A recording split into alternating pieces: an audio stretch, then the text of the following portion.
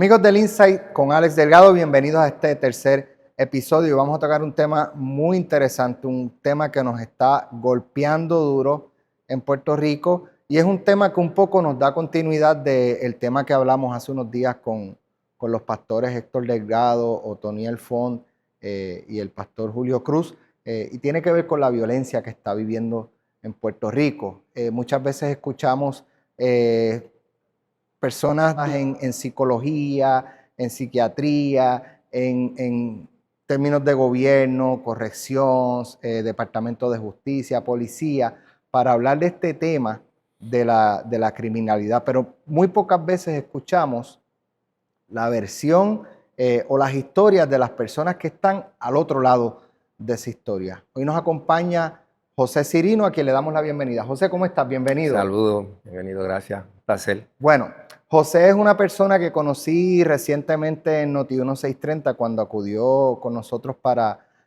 una entrevista sobre un tema particular que quizás más adelante lo vamos a tocar, pero la historia de José me llamó mucho la atención, como sé que también le va a llamar mucho la atención a todos ustedes, por lo que le van a prestar especial oído a lo que él tiene que decir, porque José vivió una vida de delincuencia, vivió una vida o parte de su vida en las cárceles de Puerto Rico y un poco queremos conocer cómo piensa una persona que está en el mundo criminal. Ya José cumplió su condena, José está totalmente rehabilitado, incluso José Cirino se ha entregado a las manos del Señor, así que vamos a ir paso por paso escuchando su historia y un poco conociendo, José, ¿cómo fue tu niñez? ¿Dónde tú te criaste? ¿Te criaste en un residencial público, en una urbanización, en un campo? ¿Dónde tú creciste? Bueno, pues yo me crié en el área metropolitana. Muy bien. Moviéndome entre Barrio Obrero. ¿En Santurce? Sí, Santurce. Mi abuela vivía en Barrio Obrero. Mi mamá tenía y mi papá un apartamento en La Gladiola, en el piso 17 arriba. Por parte de mi papá, mi familia es de Villa Palmera. Y así estuve brincando. Mi madrina era de La Monja, mi otra madrina de Llorenza, de que estuve en esa, para arriba y para abajo brincando caserío, hasta que nos radicamos en Las Margaritas. Terminé en Las Margaritas. ¿Y cuántas personas eran el componente familiar? ¿Eran tú, tus dos padres solamente o tienes hermanos? Mi papá, mi mamá y éramos 5 hermanos. La mayor, los gemelos, después sigo yo y el menor. ¿Y por qué dice que éramos? Porque de los gemelos, una hembra y un varón, al varón lo mataron en el 1990. Le quitaron la vida a los 16 años. Tenía 16 años cuando falleció. ¿Y en ese entonces tú tenías qué edad? 14. 14 años. ¿Y tú entiendes que eso fue lo que quizás un poco te llevó a vivir una vida de delincuencia, esa experiencia de perder un ser humano amado, ¿verdad? Precisamente por la ola criminal que en ese entonces vivía Puerto Rico. Pues mira, Eso tuvo que ver. sí, yo diría que ese fue el clímax. Ese fue la gota que desbordó la copa. ¿Tú venías delinquiendo ya? No venía delinquiendo, venía viviendo ¿cómo diría? Un ciclo de violencia, por así decirlo, ¿verdad? Ya hoy somos maduros y entendemos cada cual la vida de cada cual en nuestra familia. Pero yo me crié en una casa, ¿verdad? En la que cuando yo tenía prácticamente 4 o 5 años, yo vi a mi mamá coger un cuchillo y por un taco de ponerse. ¿De zapato? Sí, de zapato, que cogió mi papá en una discusión de ellos adultos. Nosotros éramos niños, pero mi mamá empezó a decirle, dame el taco, Joel, dame el taco con un cuchillo en la mano. Y papi le decía, Sonia, ahí están tus hijos. No me importa, dame el taco. Y cogí y le entró a puñales, un par de puñaladas que le dio en el brazo. ¿Esa fue tu primera experiencia directa con lo que era, ¿verdad? De la más remota, porque si me pongo a dilucidar todo lo que fue mi niñez, no termino. La violencia, o por lo menos tu experiencia. Comenzó en mi casa. La experiencia comenzó en tu casa, no fue en la calle. No, la violencia yo la viví en mi casa. Yo te puedo decir que yo fui un niño, como muchos, como la mayoría de los jóvenes que nacen con inocencia, que tienen metas, que tienen sueños, que tienen valores. pero que son cosas que se le deben ir alimentando en el hogar. Y en cierto modo, pues en mi casa tal vez hubo la intención, ¿verdad? Pues tampoco voy a ser la víctima en esta situación. Pero en mi casa no se veía eso. En mi casa, bueno, a mí me enseñaron que los niños no mienten, por decir un ejemplo. Me acuerdo de esto. Mi mamá me decía, los niños no mienten. Y yo me acuerdo que en una ocasión fuimos a un cine que había en Villa Palmera, en la avenida Valdo Conde. Mi hermano tenía algunos 7 años, el difunto, los gemelos, y yo tenía algunos 5. Y entonces decía que menores de 6 pagaban cierta cantidad, que era menos. Y ella pues dijo que mis hermanos gemelos tenían la edad que eran menores de 6. Y yo en mi inocencia le dije, no, mami, ellos no tienen esa edad, ellos tienen tal edad. Y por decir eso, mi mamá me dio un puño a mí que me barató la nariz y la boca. Y yo no me acuerdo ni de la película que vimos. De verdad que no me acuerdo porque lo que me acuerdo es de ese evento. O sea que la violencia donde yo la empecé a vivir fue en mi casa al punto, y lo digo con toda libertad, que muchas veces yo me sentía más tranquilo en la calle y tenía preocupación en llegar a mi casa. No esa era tu preocupación. Esa era no era salir a la calle, tu preocupación era llegar regresar a tu casa porque había un ciclo de violencia. ¿Con qué me voy a enfrentar hoy? ¿Sabe? Era una tensión, ¿con qué, por qué vamos a pagar hoy? ¿Por qué nos van a dar hoy? Esto lo he comentado en muchas ocasiones también. Yo me acuerdo que yo me aprendí, yo tengo un problema con las matemáticas un poco, ¿verdad? Y fue porque a mí se me quiso enseñar las matemáticas o las tablas de multiplicar. Me acuerdo que mi mamá me ponía en una silla y por un reloj, yo tenía 1 minuto para contestar cuánto era tanto por tanto. Si yo no sabía lo que era ese tanto por tanto, la cantidad que fuese, ella me lo daba, me lo enseñaba a fuerza de cantazo con lo primero que tuviera en la mano. 6 por 6, si yo no sabía que eran 36, yo decía 24, me daba hasta que cumpliera el minuto. Tan pronto terminaba ese minuto, cogía y me daba la cantidad que fuese el 6 por 6, con una correa, me metía al baño a mojarme con un cable a darnos, con una botella bien gorda, nunca me olvido de eso, una botella verde que ella tenía bien gorda en casa. No me olvido porque una vez se la tiró, yo creo que fue mi papá y ni rompió la botella, imagínate si era dura. Y con esa botella me daba en la cabeza, imagínate cuando era 8 por 8, 9 por 9, ¿sabes? Que esos números así grandes. Entonces me crié en esa situación. Y al punto de que nosotros peleábamos también como hermanos. Esa fue nuestra crianza, ¿verdad? Darnos cantazos. Y mi hermano y yo tuvimos una pelea cuando yo tenía 10 años y él tenía 12. Nos empezamos a pelear. En esa ocasión mi mamá le dio a él y a mí no me dio. Y por eso él y yo nos dejamos de hablar. Una pelea de niños por cuestiones de una sábana en la cama. Y nos dejamos de hablar y estuvimos 4 años sin hablarnos. El único diálogo que teníamos él y yo en nuestra casa era para entrarnos a cantazos. Te pregunto, antes de comenzar a vivir ese ciclo de violencia en tu propio hogar, tú nunca habías cometido ningún delito. No. No le hacías daño a nadie, no robabas en la comunidad ni nada de ese tipo Para de nada, cosas. para nada. Yo me acuerdo que en el caserío muchas veces me decían, mira, Dani, hazme un favor, vete y cómprame aquello allí. Y me daban $10 para que yo fuera a comprar lo que fuese. Yo iba y me aseguraba de que cuando llevara lo que le llevara a la persona que me pidió el favor, le devolviera su vuelta exacta. No me, ¿sabe? A ese nivel.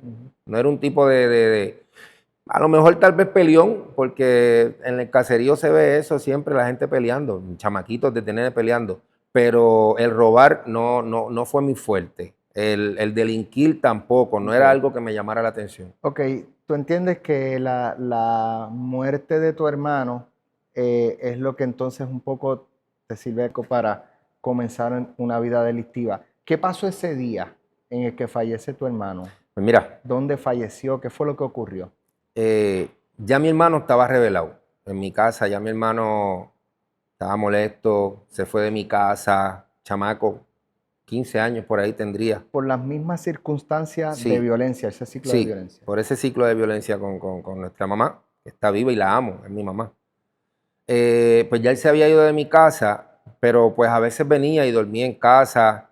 Y esa noche Él quería llegar a casa. Entonces me acuerdo que mi mamá había dejado saber que el que llegara después de las 12 de la noche a casa, el portón no se iba a abrir. El candado se iba a quedar trancado, que el que llegara después de las 12 no iba a entrar. Entonces yo estuve, que era lo que te estaba diciendo, yo estuve 4 años sin hablarme con mi hermano. Wow, viviendo en el mismo hogar. Él en un cuarto y yo en otro. Nos pasamos por el lado como si ninguno de los dos existiera.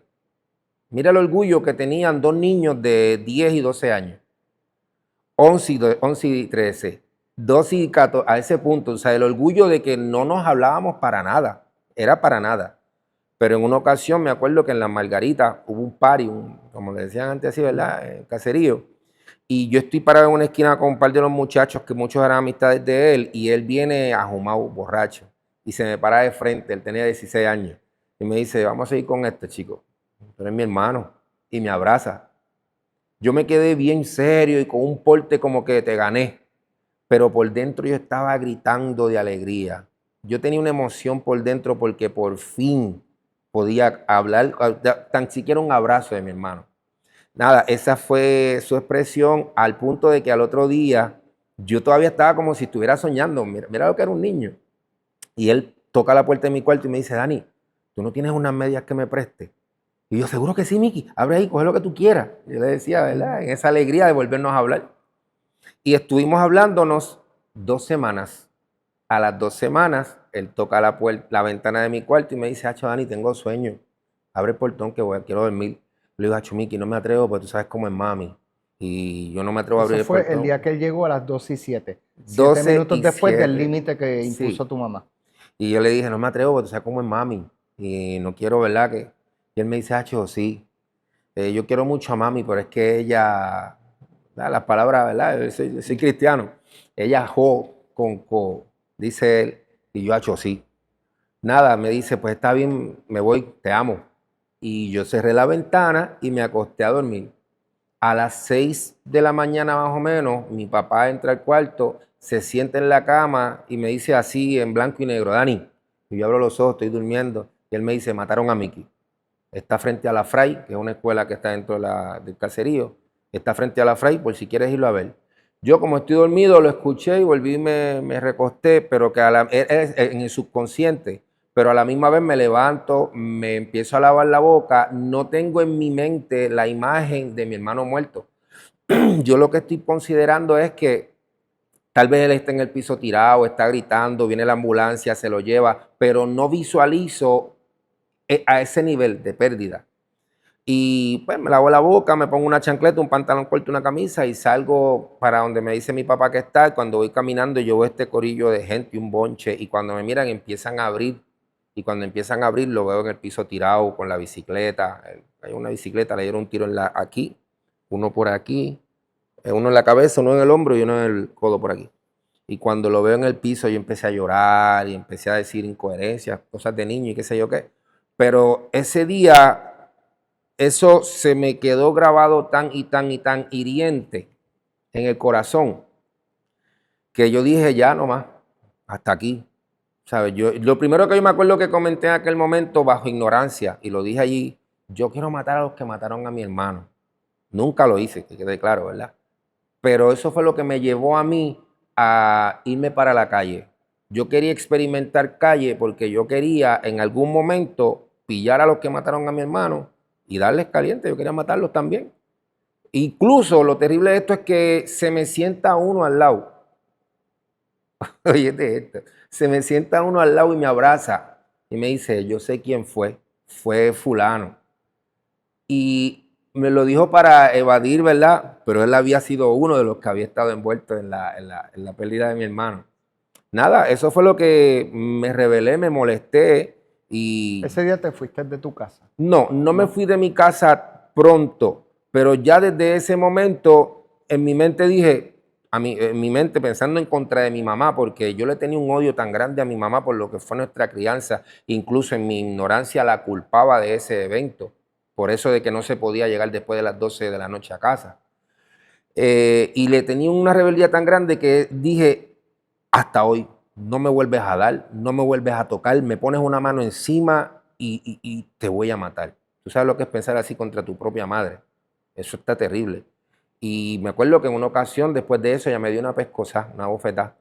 Y cuando me dio la pescosa, yo la miré bien serio y de una manera retante. Y ella me dijo, no me mires así, y me dio otra pescosa. En otras ocasiones, yo lo que hubiera hecho era bajaba la cabeza, empezaba a llorar, tal vez me tapaba, pero la volví a mirar retante. Era la manera mía de decirle, ya, hasta aquí. Se dio cuenta y pues ahí bajó. Entonces yo, para empezar a manifestar que ya no tenía control de mí, empecé a llegar 2 días después, a llegar tarde en la madrugada, a veces estaba 3, 4 días y me junté con otros que al igual que yo estaban sin rumbo y sin norte. Y así pues termino en Puerto Tierra, porque mi hermana mayor se había mudado para Puerto Tierra. Y por allá conozco unos muchachos que me dieron aquel entonces, ¿es verdad que tú quieres matar a los que mataron a tu hermano? Y yo sí. Y me junté con ellos. Y a los 15 años experimenté lo que fue... 15 años después de eso. No. A los 15 años de De edad. edad. A mi Wow. hermano lo mataron cuando yo tenía 14 años. Y a los 15 años de edad, un añito después, prácticamente, o no, yo creo que no llegaba ni el año, experimenté en carne propia lo que era esa sensación, ¿verdad? De cometer contra alguien. Yo sé que estás tocando un tema muy sensitivo y, ¿verdad? Dentro de lo que tú puedas contarnos, sin que tampoco te vayas a comprometer, ¿verdad? Porque, repito, son temas muy sensitivos. Ese día, ¿cómo transcurrió? ¿Qué pasó ese día que tú mataste a uno o a más de uno de los que mataron a tu hermano? No, es que, vuelvo y repito, yo nunca maté a ninguno de los que mató a Bueno, mi hermano. Esa fue pero mi ese intención. día era que ibas a hacerlo. No, ese día yo simplemente quería probarme. Ya. No tenía que ver nada con lo de mi hermano. Ok, tú querías saber lo que era matar a alguien. Quería experimentar, saber si yo era capaz de llegar a pasar límites que una vez tú los pasas, no hay marcha atrás. ¿Sabes? Como único tú puedes virar de una vida así es arrepintiéndote y metiéndote con Dios o cansándote porque no hay manera. Pero yo quería experimentar por cuenta propia porque sí, yo era un peleón. Yo podía pelear y podía sacarle sangre a alguien peleando, pero era algo como que normal, ¿sabes? Porque que terminó la pelea, él se iba para su lado y yo para el mío. No es lo mismo tú acometer contra alguien que se queda intacto, inmóvil, ya no, más nada, me sigue. Y yo quería experimentar qué era eso. Porque la imagen de mi hermano, todavía hablando contigo, y yo te puedo hablar y visualizar la bicicleta, él cómo cayó, ¿sabes? Eso nunca se me quitó de la mente. Yo tenía 14 años cuando eso y tengo 49. Pero me junté con estos muchachos y me hablaron de un plan que tenían para hacer un tumbe. Iban a quitar algo. Y yo pues le dije, pues vamos. Vamos para allá. Y me tiré con ellos. En el proceso, el que hizo todo fui yo. A mí me invitaron, pero terminé yo tomando la batuta y acometiendo contra una persona. La persona cae y yo veo toda esa sangre y toda esa O cuestión. sea, ese día fue la primera vez La que le primera quitaste la ocasión. vida a una persona. Ok, no sé si puedas darnos detalles. Llegaron, era por la tarde, era mediodía, era de noche. Era de noche. Era de noche. Era de noche. Y era un territorio de esa otra persona que ibas o era un área donde esa persona quizás no tenía No, la seguridad. era Era una persona de alto perfil dentro del mundo criminal, era una persona de bajo perfil. Pues mira, era simplemente yo, por mostrar mi lealtad al núcleo en el que estaba y por probarme a mí, me presté. Tú no sabías ni la razón. Ni la conozco. Tú querías solamente probar. Y tú sabes que diciéndote esto, Alex, es triste que hoy en día tú puedes preguntarle a muchos de los muchachitos en estos caseríos por ahí por qué son sus guerras. Y la verdad es que muchos de ellos no conocen los orígenes de sus guerras, simplemente porque yo soy de aquí, aquel es de allá y ya somos enemigos, sin saber que esa guerra tuvo un origen que tal vez ni tuviesen razón. Entonces, eso fue prácticamente lo que yo viví. Yo no conocía a esta persona, pero quería probarme. Y tenía tanto odio dentro de mí, tanta negatividad, que esa fue la que se me dio la oportunidad y hice lo que hice. Al punto de que las personas que andaban conmigo se quedaban como que, espérate, este tipo Lo hizo. No, no que lo hizo, que este tipo es loco. Porque no fue que lo hice, las cosas como se dieron, tú sabes. Al punto de que esa fue mi primera experiencia y yo no dormí. Yo estuve casi eso fue como a las 9, 10 de la noche y estuve hasta las 12 del mediodía, despierto, ¿Qué pensaba? viendo las imágenes de lo que había pasado. Y estuve con eso. ¿Sentiste arrepentimiento en esas No, horas? No. nada, no hubo arrepentimiento. Incluso llegué hasta como que mofarme de lo que había hecho. Y le comentaba a los panas míos, ¿vieron esto? Y ellos como que me miraban, este tipo está... No hubo arrepentimiento. Así sigo mi vida. Pero que entonces, como ya mi mamá, tal vez ese sentido de madre, ya había experimentado perder un hijo, me está viendo que ya como que no tiene control de mí. Ellos, mi papá y mi mamá, habían comprado una casa en Río Grande, ¿verdad? Y me piden a mí que si yo podía ir a cuidar la casa. Eso fue un tramo que me tiraron. Me pidieron que si yo podía ir a cuidarle la casa como un mes. Yo no sabía guiar. Le dije que está bien, que no había problema.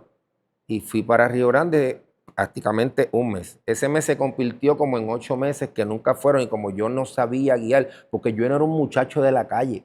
Yo era un chamaco de mi casa, estudio, o sea, no era un muchacho que conociera calle, no tenía maldad. Mi hermano fue lo que me despertó eso. Cuando me murió mi hermano, ahí fue que como que yo abrí el mundo a la realidad.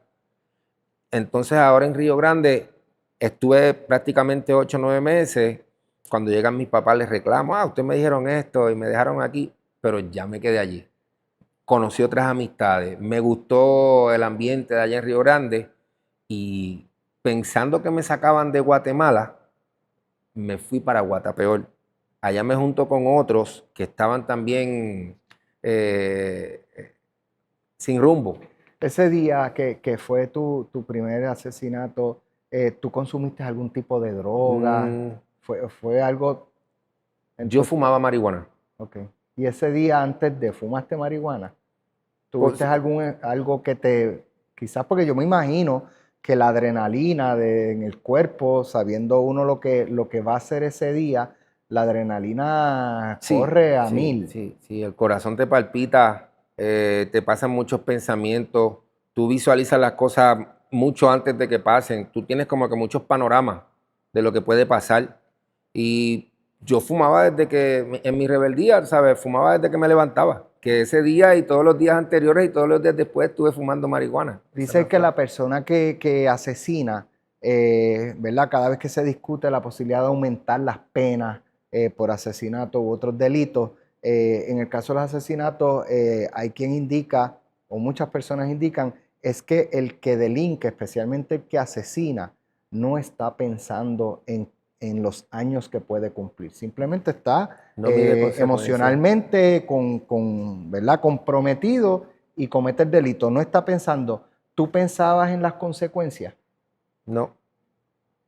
No había pensamiento de consecuencia. Las consecuencias que tal vez le pueden llegar a la mente a una persona que está en ese mundo son las del enemigo, no los de la cárcel, porque la cárcel lo que la gente tiene en mente es, o uno piensan o para muerto o preso, y no se visualizan o no se imaginan lo que implica ese preso, porque es igual que muerto. Lo único que tras la reja estás apagado por montones de años, el tiempo sigue pasando a tu alrededor y tú estás estoqueado ahí de una manera brutal, que esos son otros 20 pesos.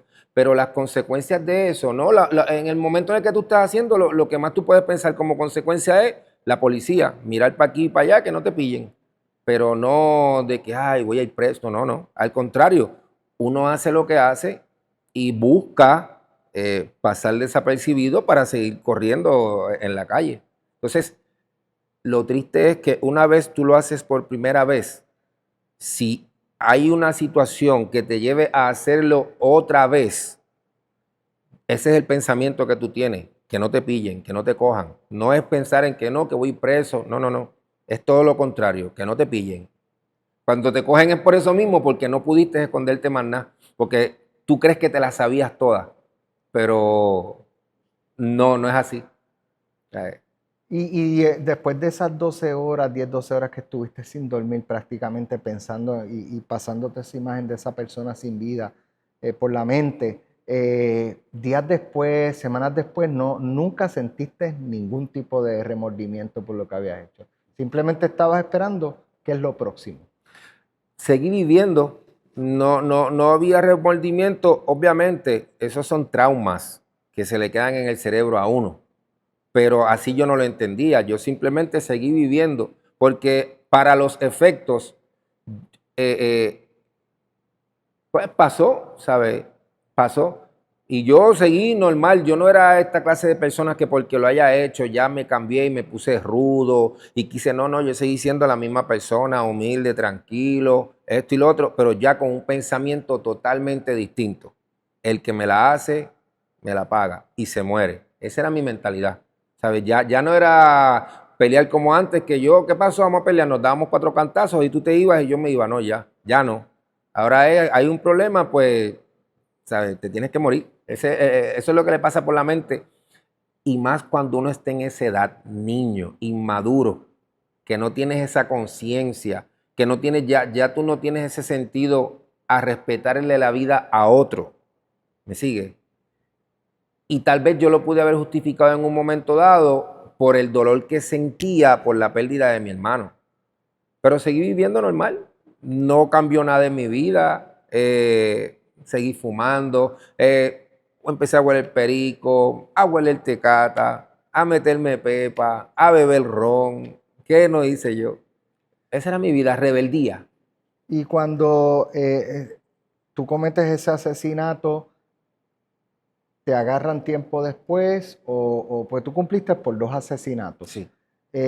La primera vez que te arrestan y te procesan, ¿es por el primero o en el segundo te acusan del segundo más el primer asesinato? ¿Cómo fue? Cuando me arrestan fue mucho después. La primera vez que experimenté esto fue a los 15. Me mudo para Río Grande. Por allá me junto con estos otros muchachos. Entonces había una pequeña rencilla entre 2 barrios en Río Grande. Y por esa rencilla llegó un momento en el que de los golpes y de los comentarios se fue a la violencia. Y ya hubo sangre. Entonces teníamos cierto odio hacia ese otro bando, ¿verdad? Y en una ocasión tuvimos la oportunidad de vernos con una persona de ese otro bando y con la intención de matarlo, porque eso era lo que queríamos, matarlo. Salimos a buscarlo, pero en el proceso no lo pudimos pillar y cuando virábamos, cuando el ambiente está bien negativo, y más andamos en un carro y las personas que andábamos en ese carro, lo único que teníamos en mente era, estamos enfocados en lo que íbamos a hacer. Si pillamos a fulano, no importa lo que pase, eso es lo que hay. Pero cuando viramos, no lo conseguimos, pero todavía estábamos respirando aire de sangre, de violencia, de muerte, y pues, en el proceso pasó otro incidente que fallece una persona y es por la cual caí preso. El que iba guiando el carro de nosotros Ya habías no. cometido el primero. Ujú. Ok. ¿Cómo se planifica un asesinato? O sea, ¿cómo se sienta un grupo y decir esto es lo que vamos a hacer? O sea, hay que tener cierto nivel de destreza, de inteligencia, de planificación, Tú ¿no? sabes Y muchas veces son personas que no tienen, quizás, llegan quizás a 4º año, que no están, uno pensaría, adiestrados formalmente para planificar y delinear estrategias y todo eso. lo que pasa, yo he escuchado mucho y he visto mucho, como estabas diciendo ahorita, psicólogos, psiquiatras, tratando de analizar el perfil de un asesino. Los asesinos no tienen perfil. Eso es lo más interesante de esa realidad, que si tú tratas de estereotipar un perfil para identificar estos pueden ser, te vas a sorprender cuando tal vez veas a alguien que no tenía ese perfil, pero ¿y este? Entonces, contestando tu pregunta, depende de la situación, depende del momento, depende del pensamiento. Hay personas que, como tú dices, no piensan y no planifican. Es simplemente, fulano está allí, voy, le di.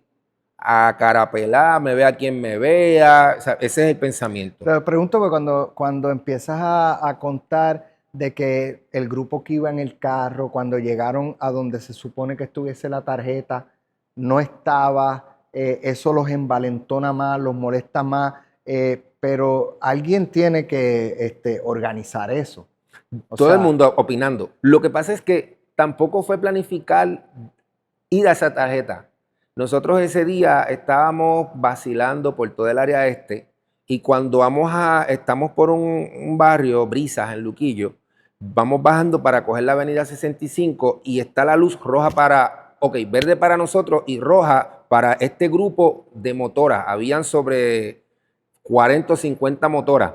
Pero dentro de eso, cuando nosotros vamos a pasar, como estamos tan suaves, estábamos fumando en el carro, vacilando, vimos y estaba la tarjeta, que fue algo casual. Sabe que hay momentos en los cuales se planifican cosas y hay momentos en los cuales surgen de la nada. ¿Qué pasa? Que como está la luz roja para ellos y verde para nosotros, uno de los que está en el carro dice, no pasemos por el frente porque si nos ven, mira, la Biblia dice, huye el impío sin que nadie le persiga. Posiblemente pasamos y ni cuenta se van de que andábamos en ese carro. Pero la mentalidad de nosotros era tal que no pasemos por el frente de ellos porque si nos ven nos pueden seguir, nos van a tirar y estamos desarmados. Paramos en la carretera donde estamos, empezamos a reversa y nos fuimos por el monte, Mate Plátano, esa área de Luquillo. Llegamos a mi barrio a buscar armas.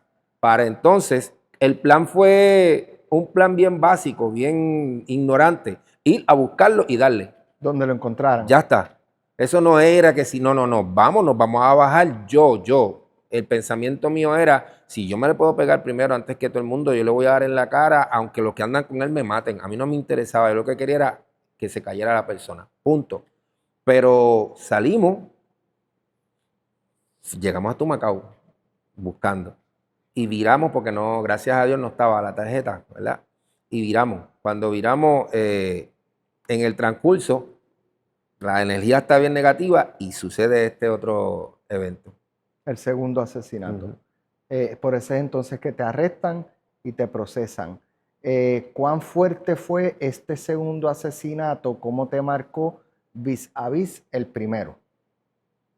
¿Cómo me marcó? Sí, ¿fue algo similar al primero o fue más fuerte, fue más impactante?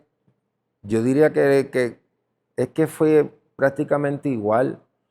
Ya la mentalidad ¿sabes? De los que andábamos en ese carro era esa. No es que nosotros nos consideráramos asesinos, vamos a decirlo de esa manera. Yo creo que No se consideraban, pero hoy tú admites que lo eran. ese es el punto. Yo creo que la mayoría, hoy en día los muchachos están con esta película de que quieren ser asesinos. Ese es su pensamiento. Pero para el tiempo mío era todo lo contrario. Era, ¿sabes? El que sabe, sabe y punto. Nada más. No era algo de que tú quisieras que todo el mundo supiera, no, yo soy, yo. No. Nosotros éramos personas normales como cualquier otra, pero que si había que hacer algo, se hacía y llegábamos a nuestras casas y no se hablaba más del tema y seguíamos normal como si no hubiera pasado nada. Mira qué cosa. Entonces, para decirte, esta segunda ocasión, lo único que yo te puedo decir de esta segunda ocasión fue que cuando pasa lo que pasa, que estamos saliendo, lo que dijimos fue, mira, pues yo me voy para tal lado, tú te vas para tal lado y aquí nadie se ha visto. Ya, más nada. Ese fue el plan de nosotros. Pero que el que iba guiando el carro pasó un suceso que pues terminó virándose, como dicen en la calle, choteando, lo que sea. Y pues por causa de esa situación, pues nos arrestan.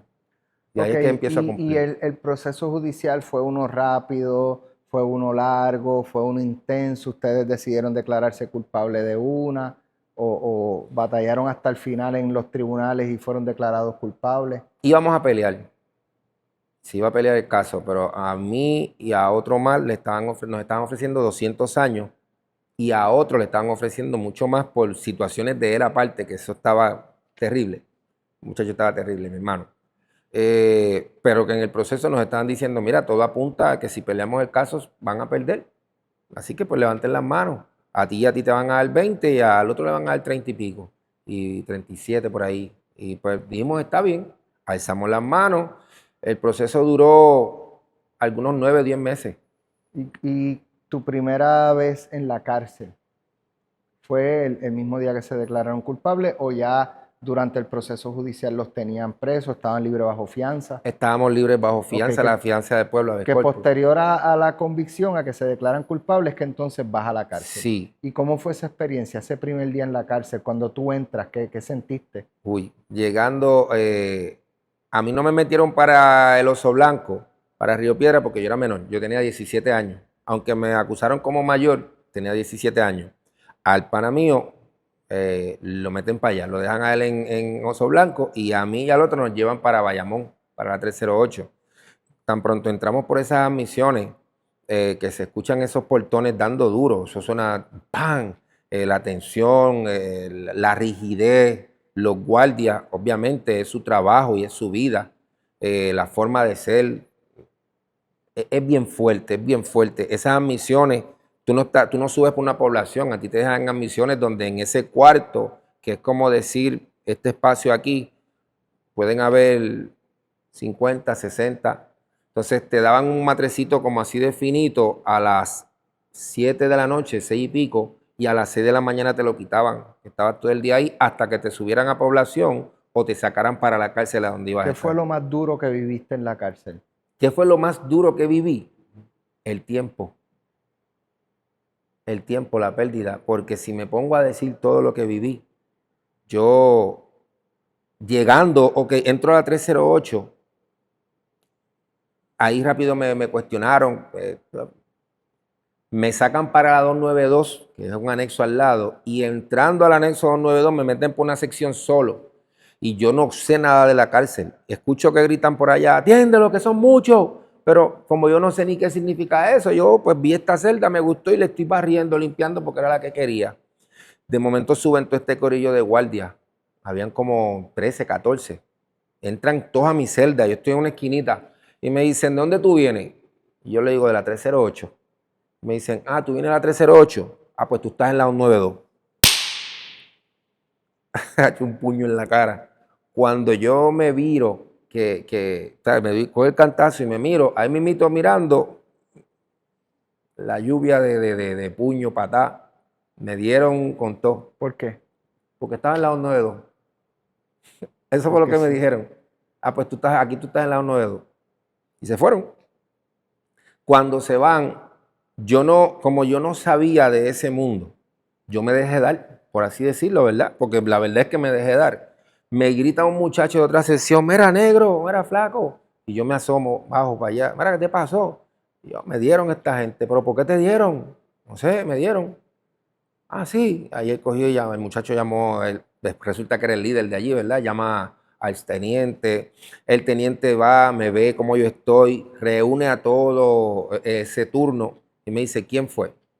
Y yo los veía a todos que estaban al frente mío y decía, aquí no está ninguno. Y estaban. Estaban todos ahí. Y él me dice, pero tiene que ser uno de los que está aquí porque este es el turno, ¿quién fue? Y yo con la boca rota, la nariz de sangre, yo los miraba y yo, aquí no están. ¿Y por qué? Yo lo que le dije fue, porque cuando el chamaco Ellos te habían llamó, amenazado si hablas. no, el chamaco me dijo, de ahora en adelante tú estás en la cárcel, el guardia que te toque tú le vas a tirar, y a la que tú tires todo el mundo tira detrás, así en la cárcel, tú te pones, el guardia que te dé tú le tiras, y yo pues como yo vengo de una vida en la que peleaba, porque yo peleaba con el que fuese, lo único que como yo no conozco como esto, me dejé dar esa primera vez, ya me está diciendo que esto es así, pues las cosas cambiaron. Y cuando el teniente me está diciendo eso, ¿quién fue? Yo lo que le dije fue, aquí no está ninguno, pero no te preocupes que cuando yo los vea en un conteo, tú te vas a enterar. Le dije. Y él, no, pero tampoco así. Yo, no, está bien, tú te vas a enterar. Manda, se fue. Me mudan de esa sección para la sección de al lado con otros muchachos, que ahí lo que había era gente, están haciendo, Damaliel Cruz Cariño, gente que están haciendo montones de años. Y cuando me meten en esa sección, pasa como 1 o 2 meses y el que me dijo, aquí tú estás en la 292, subió a contar. Yo vivía en el segundo piso. Y cuando sube, yo estoy por enfrente a la celda, porque ellos con una tarjeta te miran y fulano de tal y siguen. Y cuando él pasa por el frente mío, yo espero que llegue hasta el final. Hay una puerta, no puede salir, para único salir tiene que pasar por el frente mío. Y cuando venía, que vino de frente, me viré y le metí un cantazo también. Sin ningún tipo de diálogo, nada, simplemente Le tiré. al que te marcó la primera vez. Sí, el que me tiró la primera vez. Y arrancó a correr, ¡ay, qué es esto! Y salió corriendo de la sesión. Me río ahora porque suena como que gracioso. No es que me enorgullezca, que quede claro, Alex. Estas son experiencias de mi ignorancia, de mi juventud, que las lamento.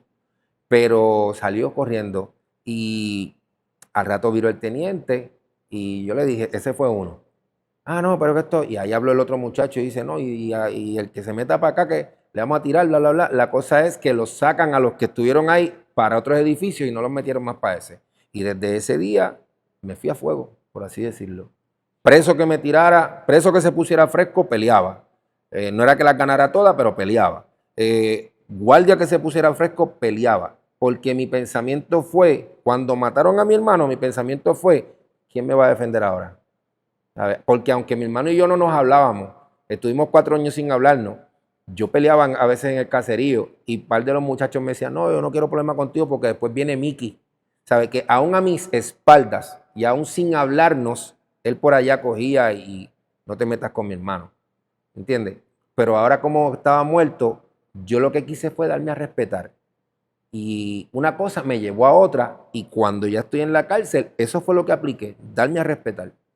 Darme a respetar y así estuve casi 11 años de mi vida, motines. ¿Cuántos motines no? En una ocasión en Guayama, un guardia me tocó la cara y yo le bajo la mano porque me tocó la cara.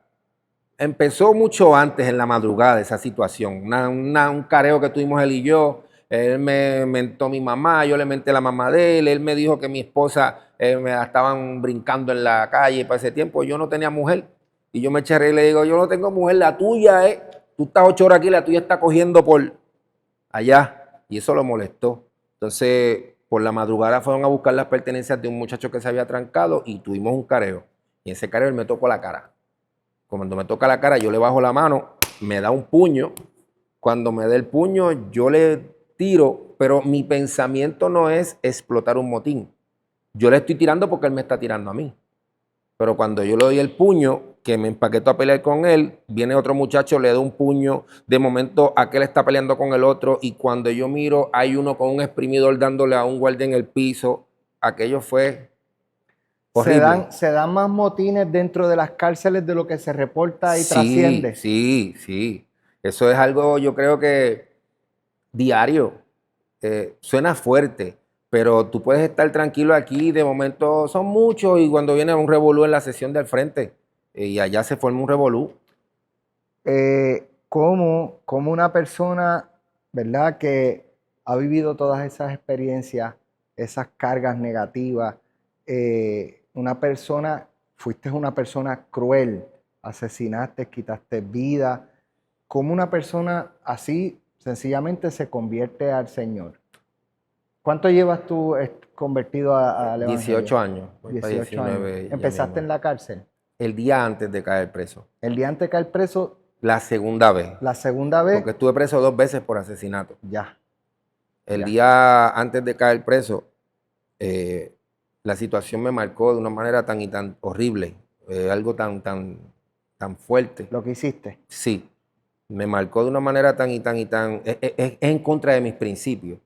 Y aunque quitarle la Y vida si a era en cualquier ser contra de tus humano, principios, ¿por qué lo hiciste? ¿Qué estaba pasando por tu ciego, mente? depresión, no puedo dar otra explicación. Yo estaba en depresión, estaba ciego y estaba, ¿verdad? Por ese tiempo yo usaba, ¿cómo se llama? Xanax, no, Percocet, perdón, Percocet. Yo usaba Percocet, pero estaba ciego y con un dolor en mi corazón, estaba todavía con ira. Yo salí de la cárcel después de casi 11 años y salí con el corazón más negro, porque la cárcel lo que hizo fue abrirme más los ojos al mundo de la delincuencia. Acuérdate que yo la primera situación que experimenté fue a los 15 y a los 17 ya caí preso. Lo mío fue debut y despedida en la calle.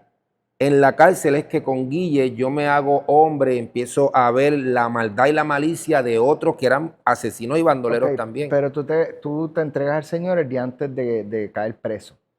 Estoy 11 años, salgo para la calle, estoy 2 años en la calle y ciego, con odio, cometí un crimen horrible y vuelvo a caer preso. Pero ese día que viví la situación que viví, al otro día acepté al Señor, me entregué a la policía. Horrible fue lo más cruel que has hecho en tu vida. Sí, ¿sabes? No hay vara para medir, ¿verdad? Una vida es una vida, pero eso como tal fue lo que me marcó. Porque yo podía justificar las cosas que viví. Yo pues pasó esto por esto. No es que, mira, el que mata en la calle, primero, vuelvo y repito, no hay razón para matar a nadie. Nadie tiene derecho para quitarle la vida a nadie. Pero por más que se pueda justificar un hecho de esa índole, la verdad del caso es que no hay justificación. No hay manera. No hay manera de justificarlo. Pueden ser las cosas más sensibles, pero no hay forma de justificar quitarle la vida a un ser humano, ¿me sigue? Pero esta ocasión no había forma de que yo pudiera decir, esto pasó por esto pasó por lo otro. Simplemente yo no encontraba otra explicación que no fuese, yo estaba endemoniado. Yo tenía el corazón de piedra. Todavía a estas alturas yo quería que mi mamá se muriera. Mientras tú estabas cometiendo el crimen, no caíste en cuenta. No estabas pensando en nada que no fuera liberar esa depresión, y esa fue la manera que encontraste. Y es triste porque cuando caigo en tiempo, yo digo, ¿qué tú hiciste? Canto de puerco, canto de sucio, yo hablándome. En la palabra tú logras entender que el enemigo, después que te induce con dardo, te acusa. La Biblia es clara cuando dice eso, ¿verdad? El enemigo te induce a hacer las cosas y después el primero que te acusa. Y muchas veces tú puedes estar con esta introspección y decir que tú hiciste, pero la verdad del caso es que en el mundo espiritual es el mismo enemigo el que te está acusando. Ok, ¿y cómo tú cometes un crimen horrendo, cruel, y horas después te entregas al Señor? ¿Qué pasó en tu mente? ¿Qué pasó en tu cuerpo? No podía con el cargo de conciencia. No podía. ¿Tú habías pensado en Dios anteriormente? Como algo tercera persona, una tercera persona. Sí, mira, mi mentalidad era esta. Yo respeto a los cristianos. No te metas con un cristiano al frente mío, pero no me hables de Cristo. Ese era mi pensamiento, tú sabes, ¿no? El que se ponga con un cristiano se la tiene que ver conmigo. Pues yo fui nieta, yo fui líder de los nietas y habían códigos, ¿verdad? Yo decía que se ponga con un cristiano, se las tiene que ver conmigo. Pero cuando venía un cristiano a decirme, negro, vamos para la iglesia, ay, no, chacho, eso no va conmigo. Pero en esta ocasión,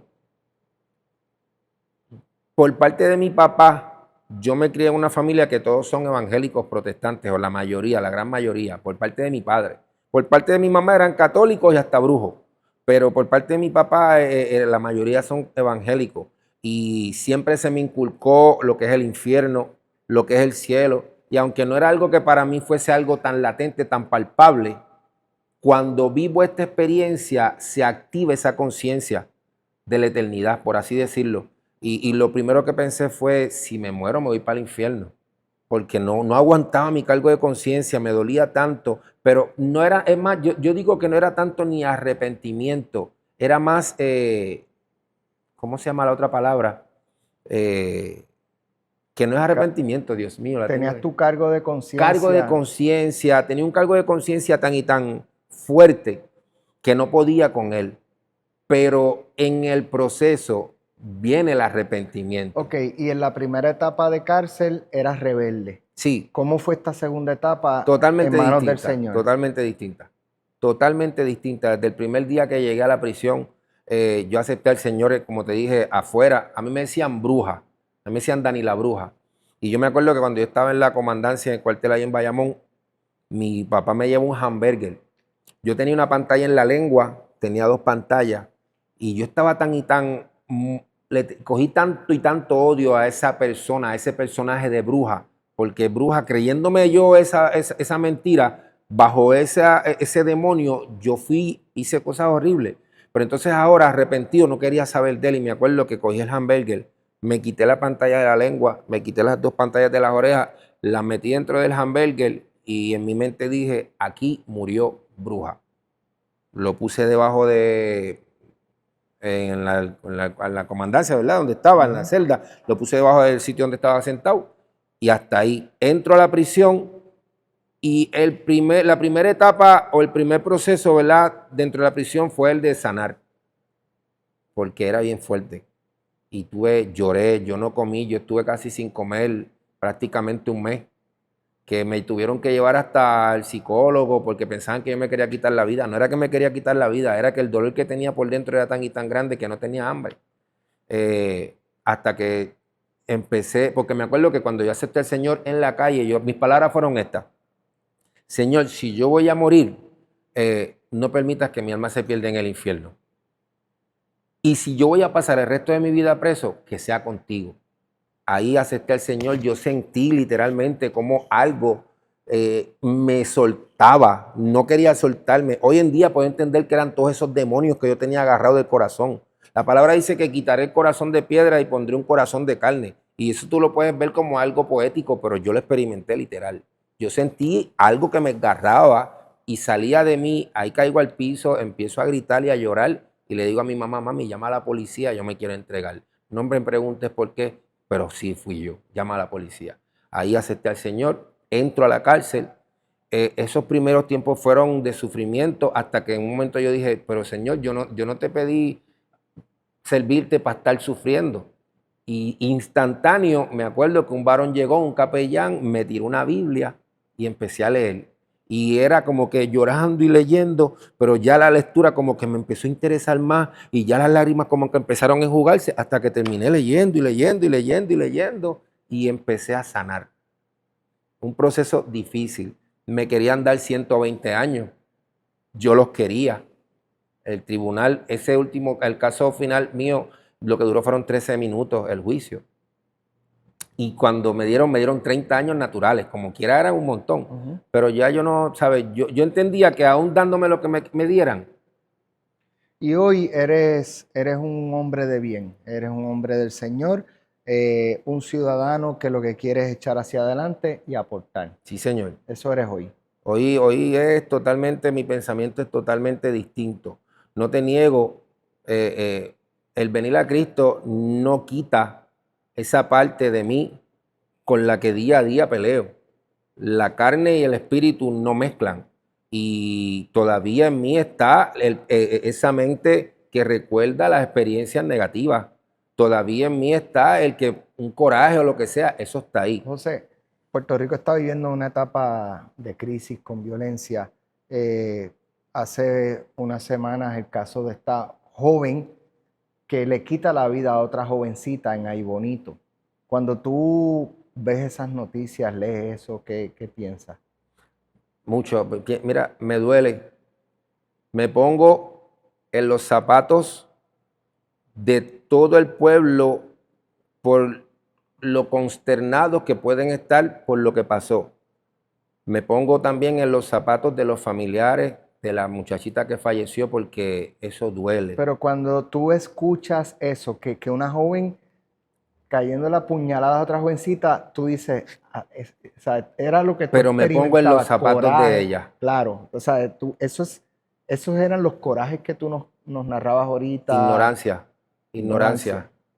Y es triste porque lo que pienso es que esa muchachita va a madurar tras la reja acordándose de este evento.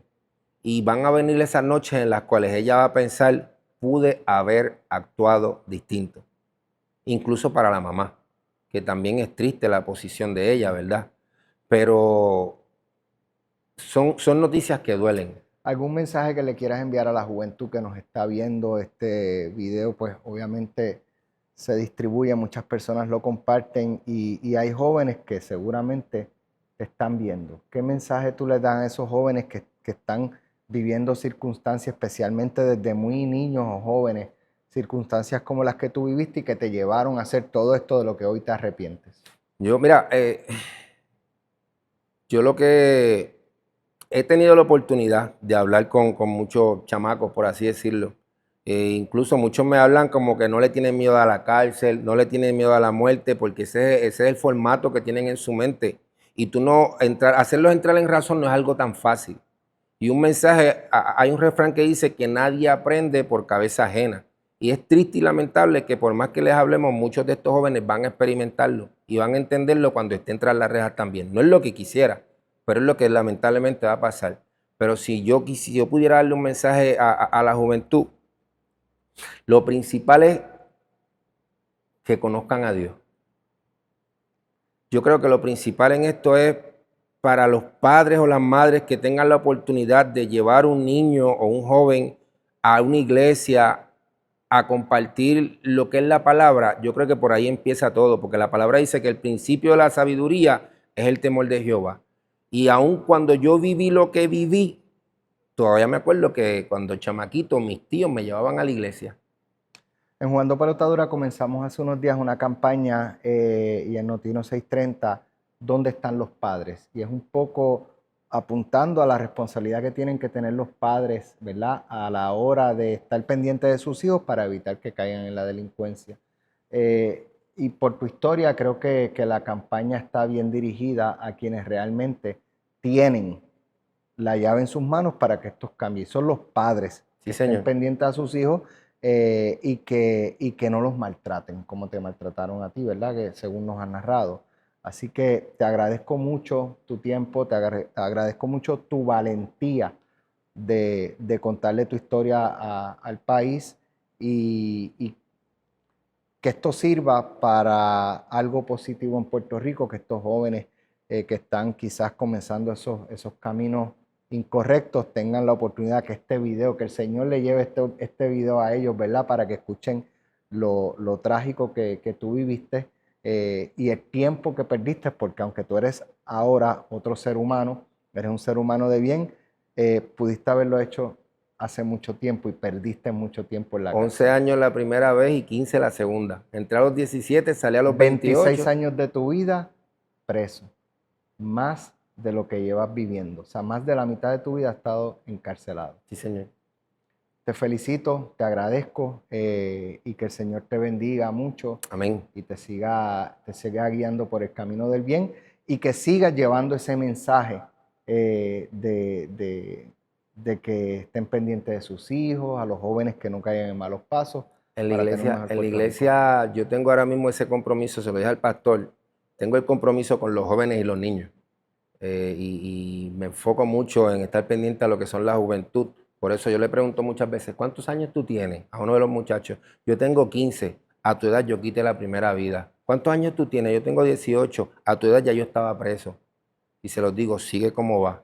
Y estoy ahí pendiente a ellos por eso mismo, porque entiendo que eso es lo que se necesita. Gracias, José.